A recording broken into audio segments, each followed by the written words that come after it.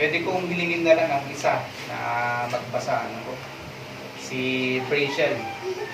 Basahin ang buong text natin sa umagang ito. Lucas 5, 33 hanggang 30. May ilan lamang nagsabi kay Jesus na ganito, "Ang mga alagad niyon ay nalimit mag-alano at mangarami. Gayon din ang mga alagad ng mga Pariseo.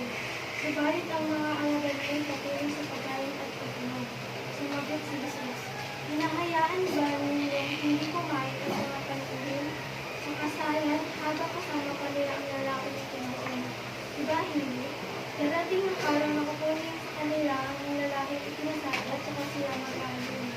Sinabi rin niya sa kanila isang talihada, "Walang pumapiraso sa bagong damit upang itagpi sa luma. Kapag ganoon ang ginawa, masasayang ang bagong damit at ang itagpi nila rito ay hindi na magbabagay sa damit na luma. Wala rin naglalagay ng bagong alak sa lumang sisiglang balat. Kapag ganoon ang ginawa, puputukin ng bagong alak ang lumang sisiglang. Matatapon ang alak at masisira ang sisiglang. Sa bagong sisiglang balat, dapat ilagay ang bagong alak. Kapag nakainom ka na ng lumang alak, hindi mo na magugustuhin ng bagong alak. Ang sasabihin mo, mas masarap ang lumang alak." Purihin ang pagkabasa ng salita ng Panginoon. Tayo ay makakaupo na. Last time ay napag-aralan po natin about sa pagkatawag ng Panginoon kay Levi.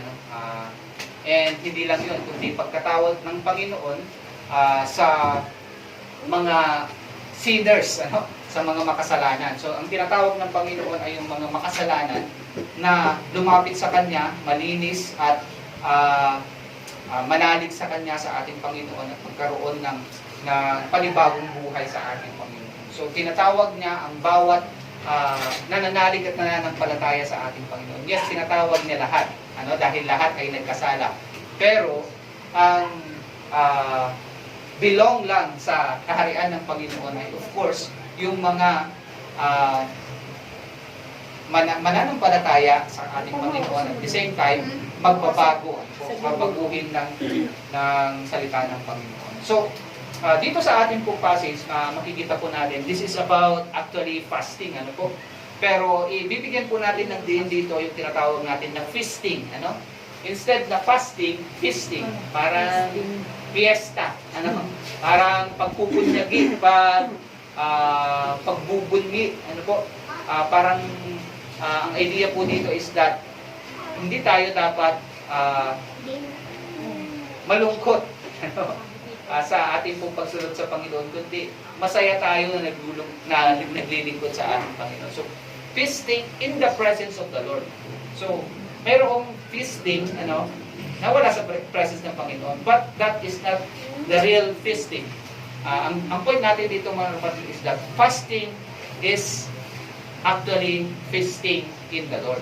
Kaya tayo nagpa-fast because ang purpose niya is to feast in the presence of the Lord. So, pero bago natin ipagpatuloy po yan, ilang bagay po patungkol sa tinatawag natin ng fasting. I think, na pag-aralan na rin natin ito nung mga nakaraan pa, nung hindi pa tayo lumilipat dito sa lugar na ito, ay nabigyan na tayo ng inputs patungkol po dito sa idea po ng fasting.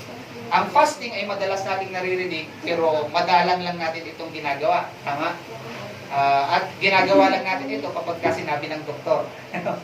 At isa sa dahilan ay ang kakulangan natin sa kaalaman patungkol dito. At kung nagagawa man natin mag-fast or mag-ayuno, minsan or madalas, mali pa yung idea po natin ng understanding natin ng fasting or mga bagay ingin po dito. Yung iba, nag-aayuno dahil ito ang practice ng church. Dahil sinabi ni pastor, mag-ayuno tayo, mag-ayuno daw kami, okay, so mag-aayuno ako. So, without any knowledge kung ano man ang kanilang ginagawa. Yung iba naman, nag-aayuno dahil meron silang panalangin sa Panginoon na dapat masagot. Okay? Which is, ganun naman talaga, At kapag dumating ang propeta at nagbigay ng warning sa Israel, sa mga Israelites, ay talagang mag-aayuno sila. May kaakibat ito na panalangin. Pero ano bang sinasabi ng salita ng Diyos patungkol sa pag-aayuno? Ang pag-aayuno sa panahon ng ating Panginoong Hesus ay part ng religious practices at madalas itong kaakibat ng panalangin. Nabanggit na rin natin kanina. Ang pag-aayuno sa lumang tipan ay ginagawa sa Day of Atonement. Ano po? Ang mga Pharisees ay 2 beses sa isang linggo nagpa-fast or nag-aayuno. Isa sa Monday at isa sa Thursday. At ginagawa nila ito as a mark of piety. Okay? Yung kanilang devotion sa ating Diyos. But sa panahon ng ating Panginoon, ang mga tao ay hindi nakikita ang tunay na puntos ng fasting. Ano ba ang tunay na point ng fasting? Yes, ito ay mark of piety, but not like how the Pharisees do, dahil hindi nila nagagawa ang tunay na layunin ng fasting. Ang sa kanila, pakitang tao lang. Makita ng iba na sila ay righteous. Makita ng iba na sila ay nag-aayuno. Tama ang practice, pero ang motive ay mali. Ano? Sana ay hindi po tayo ganito, na very religious, pero ginagamit natin ang religiosity natin for the sake of our yung maipakita mo na ikaw ay matuwid sa Panginoon. No? Hindi ito kasi ng fasting na gusto ng Panginoon na ipamuhay natin. Yung bang pakitang tao. Mayroong fasting pero voluntary at the same time private. Pagka mag-aayuno ka, ikaw lang at ang Diyos. Huwag mo nang ipangalandakan na nag-aayuno ka. Tama? Hindi mo na sasabihin na nagpa-fasting ako para sa Panginoon. Okay? Hindi mo na kailangan sabihin yun, mga kapatid. So, ang fasting ay hindi puwersahan na pinapagawa sa isang tao, kundi ito ay voluntary na ginagawa bilang isang act of righteousness. Ano po? Ang mga early Christians ay nag-aayuno bilang pagbibigay din sa isang ng importanteng gawain, kagaya ng pagpapadala ng mga missionaries or pag-appoint ng leaders. Pag-aayuno ay isang panahon para makalapit tayo sa Diyos at ma-demonstrate natin ang ating commitment sa Kanya. So, pagka sinabi natin fasting pala sa time ng Old Testament, very important din talaga. Kasi ito yung pagpapakita mo talaga ng devotion mo sa Panginoon. Yung loyalty mo sa Panginoon. Faithfulness mo sa Panginoon. Ang normal na ginagawa sa fasting ay pag-abstain sa pagkain. Okay? Pero na-develop ito until the time of Jesus dahil hindi na lang ito ina-apply sa pagkain, kundi kapag ikaw ay mag-fast, dapat hindi ka rin mag-shave ng bigote mo, okay? Magpapagupit, hindi ka rin maglalaba, no sexual intercourse, and wala ring anointing of head. Ito yung base sa Matthew, sa story ng ating Panginoon Hesus Kristo. So, saan nanggaling itong ganitong klase ng idea? Galing ba ito sa kung saan-saan lang? So, galing ito sa Old Testament, sa particularly sa Leviticus chapter 23 verse 32. Sabi doon, "It is a Sabbath of rest for you, and you must deny yourselves or afflict yourselves." Saktan mo ang iyong sarili, From the evening of the 9th day of the month until the following evening, you are to observe your Sabbath. Ang idea ay saktan mo ang iyong sarili at i-deny mo ang iyong sarili. Kaya naman lumabas din ang idea ng ang pananaw na dapat pala kapag Day of Atonement, I should abstain from any pleasures. Okay? At dahil din dito, lumabas ang idea na hindi pagkain at marami pang iba dahil lahat ng ito ay pleasures. Pagkain, pagpunta sa mall, kahit Sunday, pagbabike, kahit Sunday, pagmumotor, lalong-lalo na sa pag-Sunday, diyan sa Marilaki, diyan sa papuntang Antipolo, dami talaga diyan. Kanina nga lang, pagbaba ko dito ay hirap na hirap, lalo na pag nagmamadali ka na, hirap na hirap, umovertake kasi mababangga mo yung mga nasa sa paligid, sa gilid. So that's the point, pagka sinabi nating fasting.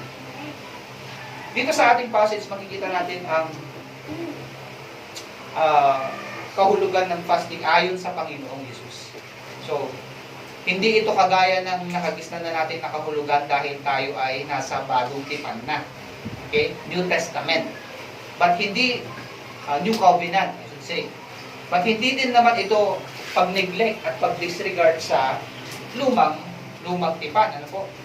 Mahalaga sa atin ang luma at ang bagong tipan para mas maintindihan natin ang ating Panginoong Jesucristo. Yun naman ang goal natin kung bakit tayo nag-aaral ng salita ng Panginoon para mas makilala natin si Kristo bilang Pangulo ng Iglesia, bilang Pangulo ng ating buhay, bilang Master natin. Ano po? Kaya yung tema natin sa Luke is the preeminence of Christ in the life of the church. Okay, yung paghahari ng Diyos, yung mailagay sa taas ang Diyos sa buhay natin. At makilala natin siya, maging buhay natin, maging identity ng bawat isa sa atin. Ano po? Mas makilala natin ang ating Panginoon bilang isang samahan ng kinatawan ni Kristo. So, sabi sa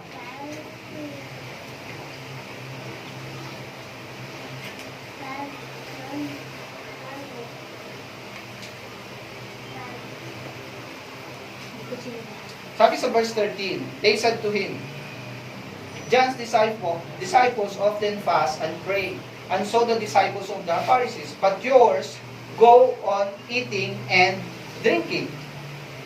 So,